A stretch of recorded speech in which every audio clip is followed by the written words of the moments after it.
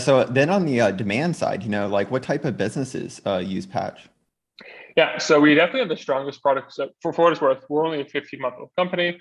So there's definitely we're probably like 80 or 90% product market fit. So like there's definitely some segments where we're like really crushing it, others where I'm like, I'm not really sure this is working or not. So things that are really working well, really any sort of financial technology. So both institutional banks, Ascenda, I would consider kind of in that bucket with like rewards providers, crypto companies. So we actually have companies like Palm, which is an NFT infrastructure company creating carbon neutral NFTs powered by Patch, um, as well as things like neobanks. So that's kind of one bucket. Second bucket is e-commerce and brands. So again, works. That's an incredibly easy kind of sales motion for us, both working with like infrastructure businesses to power some form of e-commerce, like a Sendoso, which actually ships goods to people. In the context of sales prospects, actually. And then actually like proper brands as well, like the folks like Lingerie who create sustainable swimwear. The areas that we're kind of just beginning to break into are logistics, which is kind of like basically it's like underneath the hood of e-commerce. So that's almost the same segment, but we don't consider it the same. And then finally, carbon accounting.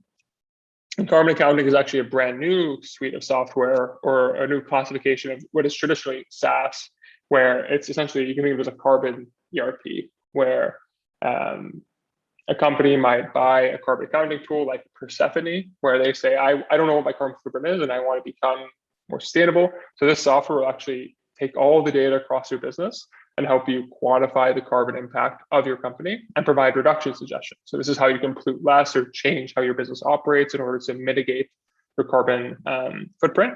But then the last step is the compensation piece. And so what they're actually doing is providing the ability to compensate an app using Patch's API. So they're almost white labeling Patch's tech and marketplace within their own product. And so that's kind of like a great example there. That's almost like the Plaid to Neobank example, where it's a must-have feature, but not necessarily a differentiating feature that makes sense to build in-house for carbon accounting tools.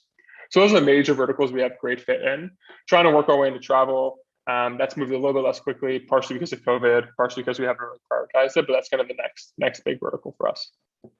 Got it. Yeah. So it sounds quite broad. Do you see like the future is being more specialized within kind of categories and having, a more kind of tailored product experience, or, how do you think about that?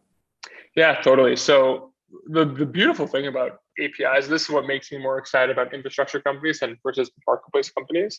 Where marketplaces, if you have a UI, you're typically forced to specialize or tailor a little bit. That's why there can be so many long tail marketplaces targeting towards specific niches of people. It's not the case with infrastructure. So right now we're taking a very general approach, like you said, so we can service a huge wide of use cases.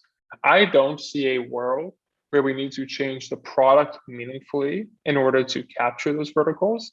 That being said, I think that is actually more of an exercise for like developer relations and product marketing, where it's like, hey, if you are a tech company or a travel tech company, these are like the 3 or 4 quick start guides that might make sense for your business. Doesn't mean we have to change the product, but it might change how we market the product and position it.